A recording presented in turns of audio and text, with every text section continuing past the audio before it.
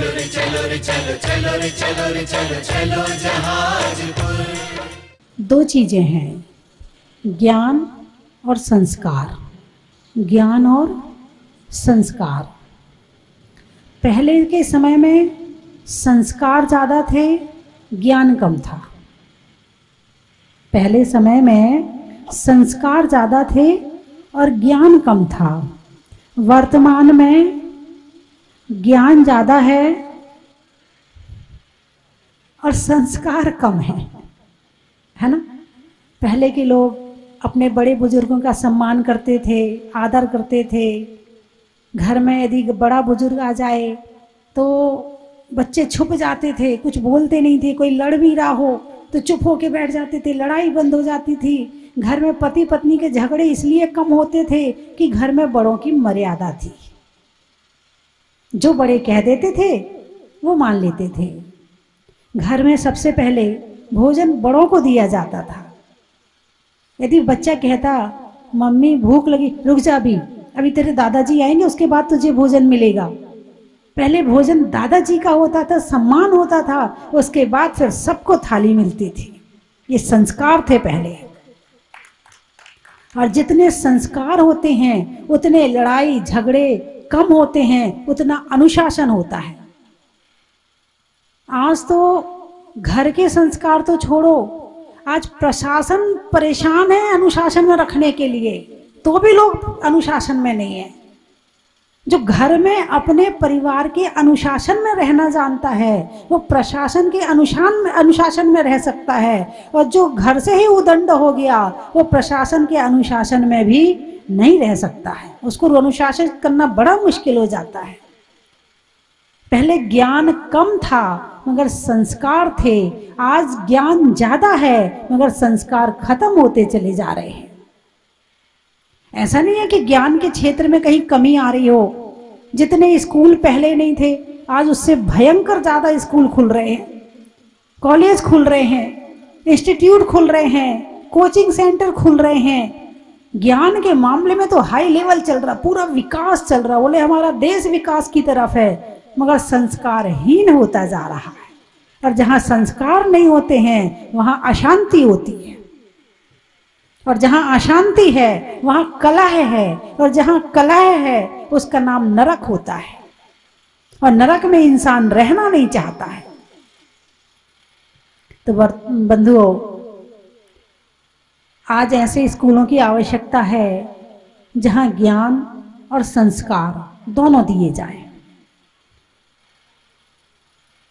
आज वर्तमान में माता पिता अपने बच्चों को स्कूल तो भेजते हैं मगर मंदिर नहीं भेजते हैं। मंदिरों की संख्या तो बढ़ रही है मगर मंदिरों के दर्शनार्थी वो उस उम्र वाले हैं जो हमारा भविष्य नहीं, केवल वर्तमान है। आप वर्तमान है। मंदिरों के प्रति श्रद्धा बहुत है। किसकी श्रद्धा है? जो आज जितने लोग यहाँ बैठे ना, इसमें हमारी युवा पीढ़ी कम है, इसमें हमारे बच्चे कम हैं। क्यों? क्योंकि उनको धार्मिक संस्कार नहीं है। जब धार्मिक संस्कार नहीं होंगे और धार्मिक प्रोग्राम में नहीं जाएंगे तो धर्म आगे बढ़ेगा कैसे? आपकी उम्र कितनी है? 40 साल, 30 साल? कितनी उम्र के लोग मंदिर जाते हैं? 30 साल से ऊपर वाले मंदिर जाते हैं। अब ये 30 साल वाले की उम्र कितनी है आगे बची? 40 साल और मान लो, 40 साल जिएंगे, 60 साल जिएंगे। 60 साल के बाद उन मंदिरों में कौन जाएगा? उसकी तैयारी की आपने? आपको तो लग रहा है मंदिर मंदिर मंदिर। मंदिर तो है ही, फिर मंदिर में जाने वाले तो पैदा करो। तुम अपना तो देख रहे हो लेकिन आने वाली पीढ़ी को भी तो संस्कार दो। और मैंने भी एक दिन और बात कही थी कि युग परिवर्तन की प्रथम पीढ़ी आ रही है। तुमने पैदा होते मोबाइल नहीं देखा, तुमने पैदा होते टीवी तुम्हें नहीं मिली, तुम्हें पैदा होते तुम्हें गाड़ी मोटर नहीं मिली, और हो सकता है साइकिल भी ना मिली हो। गाड़ी मोटर तो बहुत बड़ी दूर की बात है, लेकिन आज जो पीढ़ी पैदा हो रही है उसके पास मोबाइल, टीवी, कंप्यूटर, गाड़ी, जूते, चप्पल, दुनिया भर के कपड़े, सब कुछ मिल रहा है। अब इस पीढ़ी को यदि आपने संस्कारित नहीं किया तो ये पीढ़ी संस्कारित होने का नहीं होने का मतलब ये है कि आने वाली जितनी पीढ़ी है वो सब संस्कारहीन रहेंगी और आपने पूरा भविष्य खराब कर दिया। एक दो नहीं, आपने 50 पीढ़ी खराब कर दी।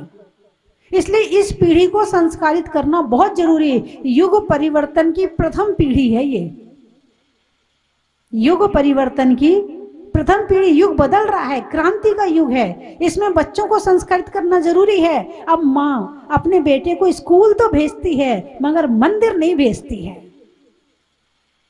और हमारा मन है कि बेटा स्कूल भी जाए और मंदिर भी जाए। माता पिता का मन है कि बेटा स्कूल जाए, मंदिर जाए ना जाए कोई बड़ी बात नहीं है, लेकिन साधु संत उस 40 साल बाद का समय का भी मतलब विचार कर रहे हैं, सोच रहे हैं कि 40 साल बाद धर्म कैसे चलेगा। आपके दिमाग में नहीं है, लेकिन साधु संतों के मन में है कि 40 साल के बाद भी धर्म कैसे चले। माँ जो है वो मंदिर नहीं भेजती, स्कूल भेजती है। तो हमने विचार किया चलो तुम मंदिर नहीं भेजोगी, हम स्कूल में ही मंदिर बना देंगे। तुम नहीं मंदिर भेज रही हो तो हम स्कूल में ही मंदिर बना देंगे।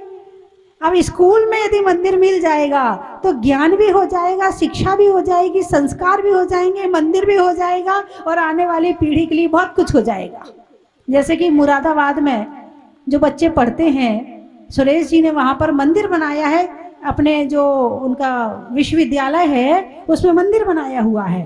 और 10 लाक्षणी पर्व पर साड़ी पहन के लड़कियां 10 दिन पूजा करती हैं, उनके लिए भोजन अलग से बनता है, बच्चों के लिए पूरे पूजा अभिषेक करना, प्रतिदिन जो मंदिर रोज बच्चे आते हैं वहाँ एंट्री होती है, फिर उन्हें पुरस्कार दिया जाता है। तो जो बच्चे वहाँ पढ़ रहे हैं वहाँ शिक्षा भी मिल रही है और संस्कार भी मिल रहा है। बस उसी पैटर्न पे यहाँ भी शिक्षा भी और संस्कार भी।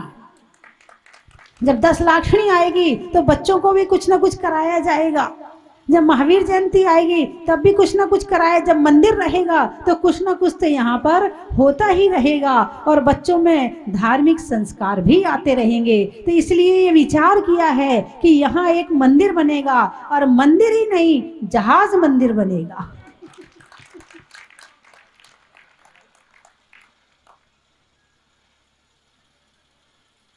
उतना बड़ा तो नहीं बनेगा, लेकिन उसका एक छोटी सी प्रतिकृति बन जाएगी। तो इसीलिए मैंने ये मन में विचार किया कि मंदिर जरूर बनवाऊंगी, स्कूल बनवाऊंगी तो मंदिर जरूर बनवाऊंगी, क्योंकि मीठा खिलाना है ना, यदि कड़वी गोली खिलानी है तो मीठे में मिलाकर खिलानी पड़ती है। हमें आज बच्चों को धार्मिक संस्कार देने हैं तो संस्कार को मीठा मिला के देना पड़ेगा, क्योंकि धर्म कड़वा लग रहा है आज। मंदिर जाना है, अरे और को लोग क्या कहेंगे आसपास के, अच्छा तेरा बेटा रोज मंदिर जाता है, अच्छा मेरा बेटा तो जाता ही नहीं, वो तो कॉलेज जाता है ना। आहा, ऐसे मतलब स्वाद आ रहा है कॉलेज जाने में और मंदिर नहीं जाने में। लेकिन नहीं, जो धर्म से दूर रहेगा वो सुख से दूर रहेगा, और सुख आत्मा का स्वभाव है, और जो सुखी नहीं रहता है वो व्यक्ति अपने जीवन से बहुत परेशान रहता है। बंधुओं, जब मेरे पास ये बात आई कि माताजी स्कूल का आपको करना है, एक बार तो सुन के यहाँ से वहाँ बाईपास कर देते हैं, एक आध बार में तो पता ही नहीं चलता कि कहाँ भी है। दोबारा फिर बात आई, तीसरी बार फिर बात आई, फिर सुनील जी आए, फिर वीरेंद्र जी आए, यहाँ के जवाहर जी और भी सभी, मनोज जी, प्रेमचंद जी, बाबू जी, है ना, काफ़ी सब लोग आते रहे, सुनील जी जो मंत्री हैं यहाँ के। तो मैंने सोचा अब सोचना चाहिए अपन को। फिर इन्होंने मुझे ये जगह दिखाई, जब मैंने जगह देखी तब मुझे लगा अब तो करना ही पड़ेगा। शहर के बीच में और इतनी बड़ी जगह पड़ी हुई है और आज तक इसका सदुपयोग नहीं किया गया है। अब तो जब किसी की दृष्टि नहीं गई है तो कम से कम मुझे तो सोचना चाहिए। और मैंने यही सोचकर फिर मैंने स्वीकृति दी कि निश्चित ही अब इस क्षेत्र का उद्धार करने का भाव मेरा बन गया है। लेकिन मैंने कहा मैं नहीं करूंगी, आदेश पहले आप, आज्ञा और निवेदन, आप पहले जहाजपुर जाइए, वहां मुनि सुब्रतनाथ भगवान को निवेदन कीजिए और वहां जाकर के कहिए और वहां से स्वीकृति मिलती है तो मैं आगे बढ़ूंगी। और भगवान का वहां से आशीर्वाद कृपा उनकी आई और यहाँ फिर मैंने इस डेट को निकाला और आज शिलान्यास करवाना है। अब इसको आप मात्र स्कूल मत समझना, इसको आप संस्कार धानी समझना, इसको आप संस्कारों का घर समझना। आप अपने बच्चों को क्रिश्चियन स्कूल में भेजते हो, वहां पर वो कान पकड़ना सिखाते हैं। क्या सिखाते हैं? कान पकड़ना सिखाते हैं। यीशु मसीह के प्रति श्रद्धा जागृत करते हैं। तुम्हारा बेटा जैन है और नाम ले रहा है यीशु मसीह का, यीशु कान पकड़ पकड़ के नाम ले रहा है। तुम संस्कार नहीं दे पाए, उन्होंने संस्कार दे दिए। क्या तुम संस्कार भगवान महावीर के नहीं दे पाए, उन्होंने अपने संस्कार से संस्कृत कर दिया। लेकिन ये स्कूल है, यहाँ अच्छी शिक्षा और अच्छे संस्कार दोनों दिए जाएंगे। और जो मेरे कल चर्चा हुई कि यहाँ पर जो 121 वर्ष पुराना 125 वर्ष पुराना जो विद्यालय चल रहा है, इसको बंद नहीं किया जाएगा, इसको बंद नहीं किया जाएगा, इसको आगे बढ़ाया जाएगा। और जो बच्चे नहीं पढ़ पाते, सामर्थ्य नहीं होती है, उन बच्चों को वहाँ छात्रावास में रखा जाएगा और उन्हें भी यहाँ CBSE बोर्ड के जो भी यहाँ पर है वो शिक्षा उनको यहाँ फ्री मिलेगी। और जो लड़कियाँ जो कि अभी हमारे योगेश जी ने भी स्वीकृति दी है कि वहाँ पर हमारी अनीता दीदी ने भी कहा है कि वहाँ पर यदि ये प्रतिभा स्थली जैसा यदि वहाँ पर बिल्डिंग आदि बना के लड़कियों के लिए तैयार विद्वान आदि किए जाते हैं तो उनको भी यहाँ पर फ्री शिक्षा मिलेगी।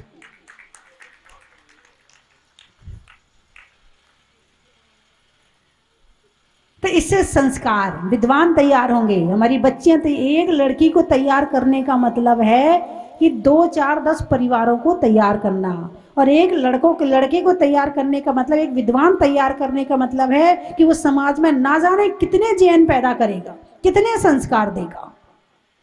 हम यहाँ दोनों चीज लेके चल रहे, विद्वान तैयार करना और जो समाज के और अन्य समाज के जो भी बच्चे यहाँ पढ़ेंगे उनको संस्कार देना, उनको अच्छे विचार देना। जैन धर्म का मतलब नहीं कि हमारा जैन धर्म ले लो, नहीं, अच्छे संस्कार देना, अच्छे विचार देना और एक अच्छा नागरिक पैदा करना, इसका उद्देश्य ये रहेगा।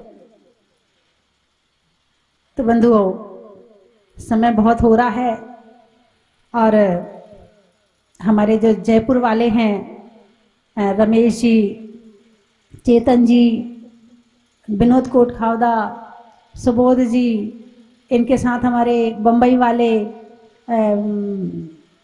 भूपेंद्र जी हुम्मड़, रेखा जी हुम्मड़ और विकास जी रारा वाले, राउरकेला वाले, सबसे पहले इन्होंने आगे बढ़ के कहा था कि माता जी आप शुरू करो, हम आपके साथ हैं। हिम्मत तो तभी आती ना, लक्ष्मी जी बहुत बड़ी चीज है, उसके बिना काम नहीं होगा। और जब तक हमारे कुबेर नहीं होंगे हमारे साथ में है तो आगे काम कैसे बढ़ेगा। तो आगे बढ़ के इन लोगों ने कहा, तो फिर मैंने कहा चलो अब तो करना ही करना है। फिर हमारे जो पापड़ीवाल, दौलत जी पापड़ीवाल हैं और आलोक जी मित्तल हैं और भी कई व्यक्तित्व ऐसे सामने आए जिन्होंने आगे बढ़ के सबसे पहले राशि बोल दी, आप तो काम शुरू करवाओ, बस देर मत करो। तो इस तरह से फिर मुझे लगा, और आज हमारे शिवपुरी वाले, राजकुमार जी जड़ी बूटी वाले और प्रेम जी स्वीट्स वाले, प्रकाश जी वगैरह, आज वो भी यहाँ के ट्रस्टी बने हैं। और दिल्ली वाले हमारे योगेश जी और आनंद जी भी यहाँ के ट्रस्टी बने हैं। ऐसे नहीं, आप काम शुरू करो, अच्छा काम होगा, लोग आपके साथ हैं। देने वालों की कमी नहीं है, लेने वालों की कमी है। आप काम करना शुरू तो करो, आपके साथ सभी खड़े हो जाएंगे। और आगरा वाले हमारे भाई साहब जैन बंधु जी आए, मैंने कहा भाई साहब इन पे बड़ा विश्वास है मुझे, मैंने कहा आपको एक कमरा बनवाना है। फिर सुबह सुबह आए, बोले माता जी कमरा मत करो, इससे ज्यादा का कुछ और हो ना वो कर दो। जब ऐसे ऐसे भक्त हैं तो बनाने में क्या देर लगेगी। तो और इसके साथ जगदीश जी आपके आगरा वाले हैं वो भी उनका भी हमेशा कहीं भी रहें उनका भी हमेशा सहयोग, चाहे जहाजपुर रहे हों हम, चाहे कोटा रहे हों।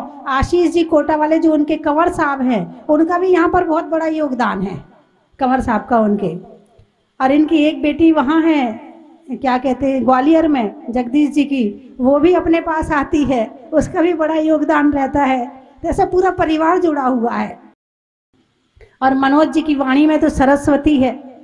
मैंने कहा मनोज जी आपको इसका संचालन करना है, और इन्होंने एक बार में स्वीकृति दी। वो एक बार आप लोग इन सब के लिए तालियां बजा सकते हैं क्या आप लोग? आप ताली बजा के पुण्य ले लो भाई, पुण्य लेना चाहिए किसी तरह से, लो तो सही है। तो इसी तरह से, और मुरैना में ये कार्य, मुरैना शुरू से फेमस रहा है, मुरैना शुरू से फेमस रहा है। कभी साधु संतों के लिए, कभी विद्यालय के लिए, कभी नहीं, अपने जैनी तो संस्कारित हैं, वो तो ऐसे हो ही नहीं सकते हैं। जैनियों में ऐसे लोग पैदा हो ही नहीं सकते हैं। जैनी में देने वाले होते हैं, लेने वाले नहीं होते हैं। जैनी में सुखी करने वाले होते हैं, सताने वाले नहीं होते हैं। जैनी के संस्कार तो बहुत उच्च स्तर के संस्कार हैं। और धौलपुर से हमारे जो कमेटी आई हुई है, अध्यक्ष मंत्री आदि राजू जी आए हुए हैं, आप लोगों का भी हर काम में सहयोग रहता है। आपको भी एक संत निवास बनाना है। अब देखो इनका संत निवास कब बनता है, जमीन तैयार है, सब तैयार है, बस उसके शिलान्यास का होना है। कुछ समय के लिए टल गया है, वो तैयारी पूरी थी, किसी कारण से टल गया था वो, हैं? इसीलिए आए हो क्या? अच्छा, इसीलिए आए संस्कार के लिए, शिलान्यास के लिए। और पदमपुरा से हमारे सुधीर जी और हेमंत जी आए हुए हैं। तो हेमंत जी और सुधीर जी पदमपुरा में, वास्तव में जैसा उन्होंने बताया कि मैं एक दिन के लिए गई थी और वहाँ 46 दिन रुक के आई थी। अभी आपके चेतन जी ने भी बताया था कि 46 दिन रुकी माता जी। अब भगवान ने क्यों रोका मुझे नहीं पता था, मैं तो बिल्कुल जहाजपुर से सोच के चली थी कि पदमपुरा एक दिन रुकना है।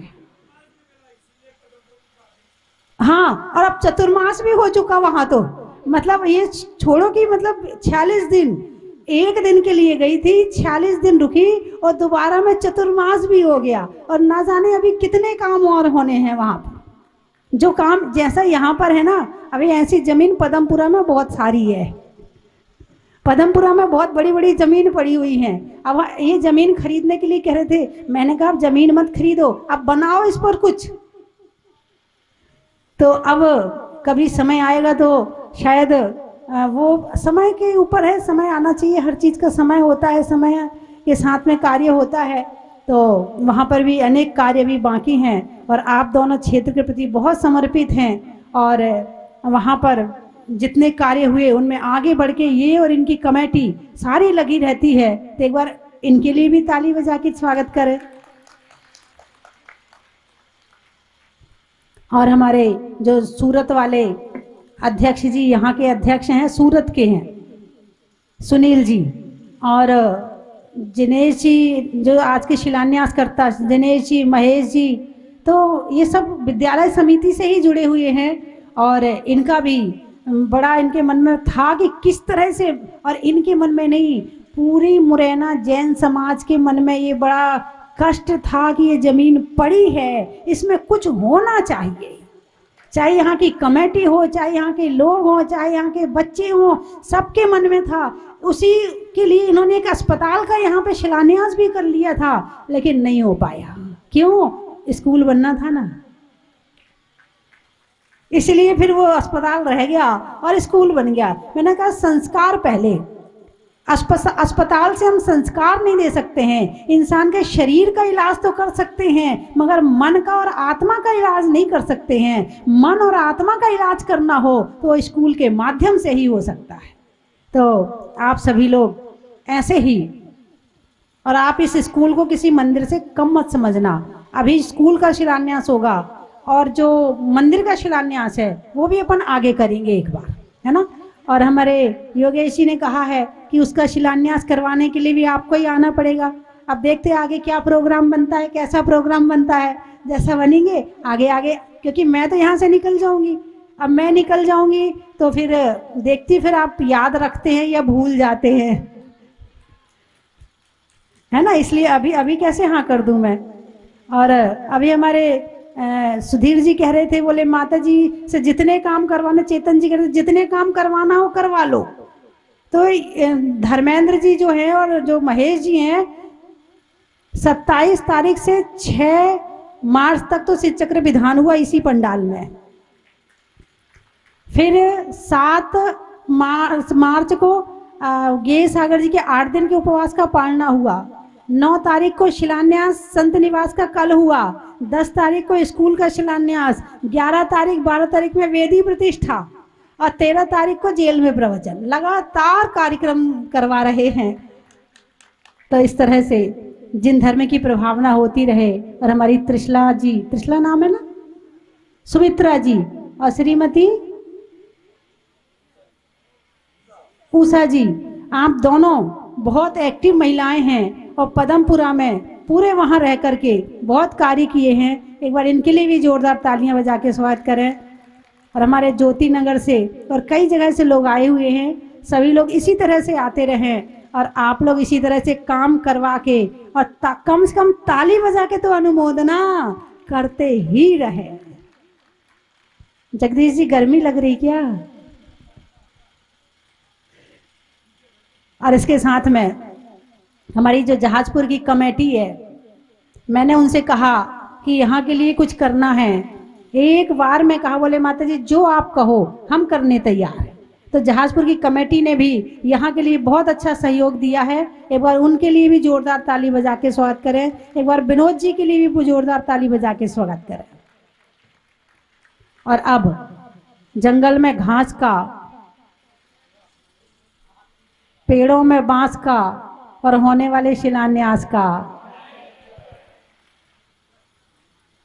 कर्म के हरने का, त्याग के वरने का, और इस स्कूल में, इस ज्ञान मंदिर में सहयोग करने का।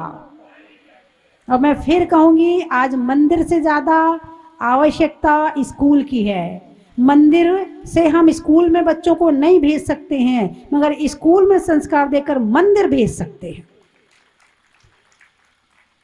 और जब मंदिर से, स्कूल से वो मंदिर में जाएंगे तो हमारे मंदिरों की सुरक्षा होगी।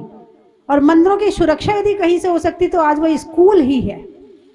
इसलिए स्कूल जरूर खोलें, कोचिंग सेंटर खोलें, कॉलेज खोलें। किसी तरह से आप करते रहें तो ही हमारा आने वाला समय धर्म की रक्षा और सुरक्षा के लिए होगा। वरना आज से 40 साल बाद आप तो बुढ़े हो जाओगे, फिर आप कहोगे बेटा मंदिर ले चल, अब बैठो चुपचाप, बहुत जाली है मंदिर, आप ले जाने वाले नहीं है। इसलिए संस्कार देना जरूरी है। बंधुवर, नवंबर 2021 से पहले हमने केवल नाम ही सुना था। पदमपुरा जहाजपुर के बहुत नजदीक है, लेकिन न तो ज्यादा जाना हुआ, 1-2 बार हुआ, और न हम विशेष रूप से आकर्षित हो पाए। यह हमारा दुर्भाग्य था। हम एक ऐसी महान आत्मा से दूर रह रहे थे जिनके चरण जिस जगह पड़े वो भूमि पवित्र हो गई। वहां के लोगों का जीवन ऊंचाइयों पर पहुंच गया। उनके परिवार में बहुत सुख, शांति, समृद्धि और वैभव आ गया। हमारा भी समय आया और एक दिन के लिए, मात्र एक दिन के लिए, परम पूज्य गणनी आर्यिका स्वस्ति भूषण माता जी ने पदमपुरा में आना स्वीकार किया। कहा कि 30 दिसंबर को आना है, शाम को वो भी, और 1 जनवरी को वापस चले जाना है। मैं मेरे साथी हेमंत जी, चेतन जी, विनोद जी यहाँ बैठे हुए हैं। चाकसू में हम लोग थे। हमने माता जी से निवेदन किया, आना आपके हाथ में है और भेजना वो पदमपुरा में विराजमान उस परमात्मा पदम प्रभु के हाथ में है, क्योंकि पदमपुरा में बहुत से काम अधूरे थे। कुछ समय पहले ही परम पूज्य आचार्य ज्ञान सागर जी महाराज वहां जाके आए थे और वास्तव में उनके मोक्ष गमन से जितने भी पढ़े लिखा समुदाय है, चाहे डॉक्टर हो, सीए हो, इंजीनियर हो, हम वकील हैं, इनको इतनी बड़ी हानि हुई जिसकी पूर्ति किसी भी प्रकार संभव नहीं नजर आ रही थी। जिन्होंने पूरे देश की प्रतिभाओं को पहचाना, एक मंच पे लाए, उनके अचानक निधन से लगा कि हम अनाथ हो गए। देश के अनेकों के पास चले जाना, लेकिन स्वस्ति भूषण माता जी में अगर कोई सबसे खास बात है तो वो एक है, जितने लोग दूर दूर से चल के आते हैं वो माता जी से पूछते हैं बोलेंगे कब, आपकी आवाज कब आएगी, आप बात कब करेंगे। और मैं जब जयपुर माता जी के बिल्कुल पास रहा तो सारे लोग एक बात कहते थे, माता जी से बात कब होगी। मैंने कहा कि जब जाजपुर जैसा तीर्थ 250 करोड़ रुपए की लागत का बिना बोले बन गया तो अब बोलने की क्या जरूरत है। ये जो कार्य हो रहा है मुरैना नगर में, ये माता जी के लिए नाखून बराबर भी नहीं है। बस भक्तों की भक्ति में कमी नहीं होनी चाहिए। और ये जितने मंच वाले हैं और ये जितने जयपुर वाले हो, चाहे वो आगरा वाले हो, चाहे ग्वालियर वाले, ये तो आज नहीं तो कल जरूर चले जाएंगे। लेकिन अगर असली भक्ति किसी को दिखानी है और माता जी को यहाँ रोकना है तो वो मुरैना नगर वालों को दिखानी है। माता जी से कुछ मत बोलो, माता जी से एक शर्त रखो कि आपको तो रोज मौन से बैठना है, जितना मौन ज्यादा रहेगा उतना कार्य तेज गति से होगा। माता जी 19 नवंबर का वो दिन मैं आपको पीछे ले जाता हूं, जब माता जी 8 वर्ष के लंबे अंतराल के बाद जाजपुर के मुनीश्वरनाथ भगवान से आज्ञा लेती है कि मुझे अब मुनीश्वरनाथ की सेवा के अलावा जन जन का कल्याण करने के लिए यहां से विहार करना है। माता जी का विहार कोटा की तरफ सुनिश्चित था, लेकिन हमारे रमेश जी ठोलिया, जिनको जितनी बार धन्यवाद दे उतनी बार कम है, उन्होंने कहा कि स्वस्ति भूषण माता जी कोटा जा रही है। मैं क्यों नहीं, कोटा नहीं जयपुर आएगी माता जी। और हम 8 बजे विचार करें, 9 बजे सब इकट्ठे हुए और 10:30 बजे बिना नहाए धोए टेम्पू ट्रेवल्स में 17 व्यक्ति जाजपुर के लिए रवाना हो गए कि वहीं जाएंगे, वहीं अभिषेक करेंगे, वहीं नहाएंगे और माता जी को अपने साथ ही ले आएंगे। आज माता जी के पास हम 1:30 बजे पहुंच गए और कमरा बंद था, तो दीदी बोली भैया लोग आप नहा लो और खाना खा लो। 2:30 बजे कमरा खुला, हमने श्रीफल चढ़ाया, माता जी ने कहा देखेंगे, 3:30 बजे बताएंगे आप भगवान जी के श्रीफल चढ़ाया हो। हम 3:30 बजे गए कि 4:30 बजे देखेंगे, देखते हैं। 5:30 बजे हमने माता जी को कहा माता जी 6 बजे बाद हम जयपुर वाले, हमें जयपुर भी जाना है, आप अपनी ऐसी स्वीकृति दे दो। हमारे और आपके बीच लंबी वार्तालाप हो चुकी है, आप तो एक प्रॉमिस कर लो कि अगर जाजपुर क्षेत्र से आपके चरण अगर किधर बढ़ेंगे तो वो सबसे पहले राजस्थान की राजधानी गुलाबी नगरी की तरफ बढ़ेंगे। माता जी ने मुस्कुराते हुए कहा कि निश्चित रूप से कार्य होगा। हम 25 नवंबर का वो ऐतिहासिक दिन, जब पूज्य गुरु मां जाजपुर से अपना मंगल विहार करते हुए जयपुर शहर की तरफ बढ़ी, और अभी सुधीर जी ने कहा 30 दिसंबर को पदमपुरा में मंगल प्रवेश होना था और 1 जनवरी के दिन जयपुर के प्रथम द्वार प्रताप नगर में प्रवेश होना था। लेकिन जैसे ही 30 तारीख को प्रवेश हुआ, शाम को अखबार में आ गया कोरोना गाइडलाइन का पालन करें, 50 व्यक्तियों से ज्यादा इकट्ठे ना करें। माता जी मक्यो आपके लिए सबसे अगर कोई अच्छी जगह है तो वो पदमपुरा अतिशय क्षेत्र है। और माता जी वहां 46 दिन तक रुकी।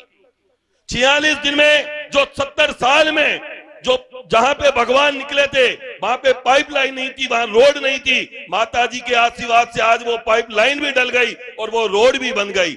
जो 50 वर्षों से बाकी कमेटी सोच रही थी कि जो मूल बड़े भगवान है पद्म प्रभु जी, उसके पीछे एक 24सी का निर्माण हो, आज वो 24सी का निर्माण, उसका चमत्कार देखे। इनकी कमेटी देखी कि ज्यादा राशि मत रखो, व्यक्ति कम आएंगे। 5,51,000 की राशि रखी। 24 परिवारों की आवश्यकता थी और 35 नाम आ गए। उसमें लक्की ड्रा निकालने जैसी स्थिति हो गई। माता जी ने कहा कि जिनके पहले 24 आए उनके नामों को चयनित करें। आज वो 24 भी निर्माण में है। और जब माता जी का वहां चतुर्मास निश्चित हुआ तो जो सपना था पदमपुरा कमेटी का नहीं, मैं कहता हूं जन जन का सपना था कि उस मंदिर के ऊपर ऐसा शिखर बने कि वो पदमपुरा का शिखर गुलाबी नगरी में दिखने लगा। ऐसे गगनचुंबी शिखर का शिलान्यास भी पूज्य गुरु मां के हाथों से हो गया। ये माता जी मौन जितनी रहती है उतने अच्छे कार्य होते हैं। माता जी के बारे में जितना बोले उतना कम है। मैं मुरैना आज 4थी बार आया हूं।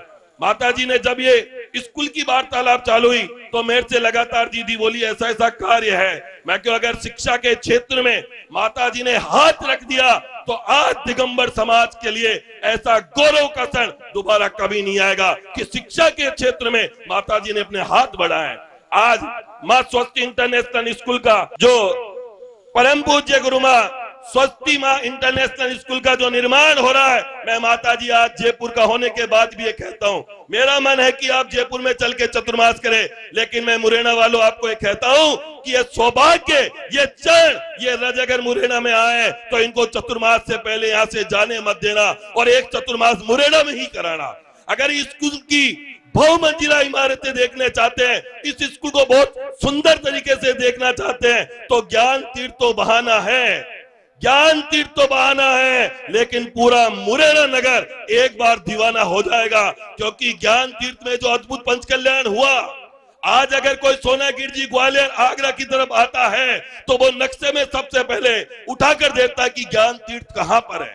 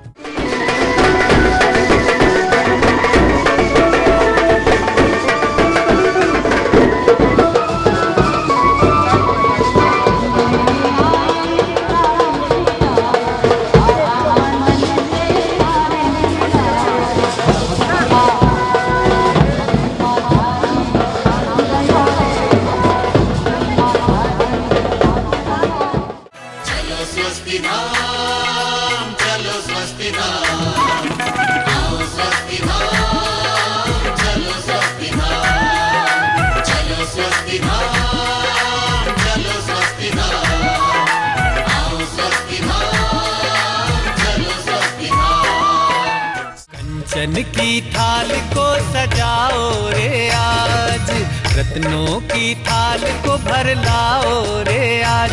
आओ आओ करे रे गुणगान आरती भगवन की, आओ आओ करे गुणगान आरती भगवन की। आओ आओ करे रे गुणगान आरती भगवन की।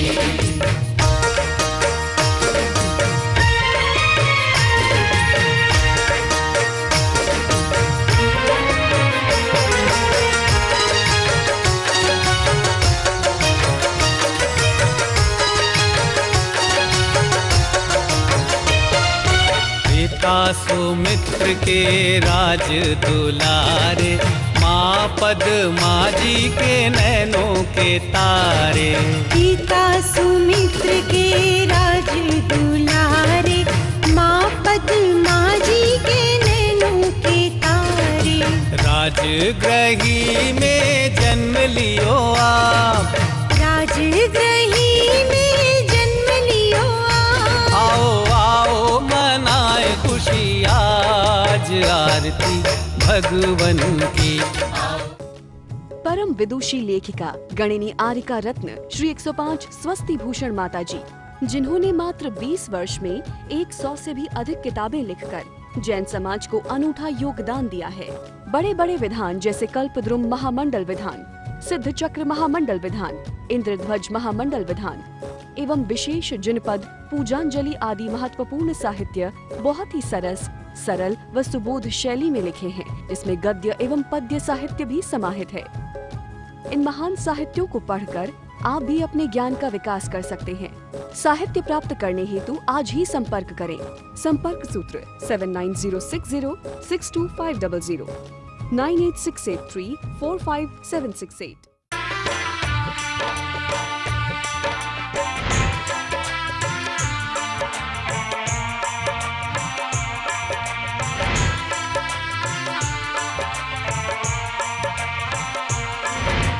चलो रे चलो रे चलो चलो रे चलो रे चलो चलो जहाज पर।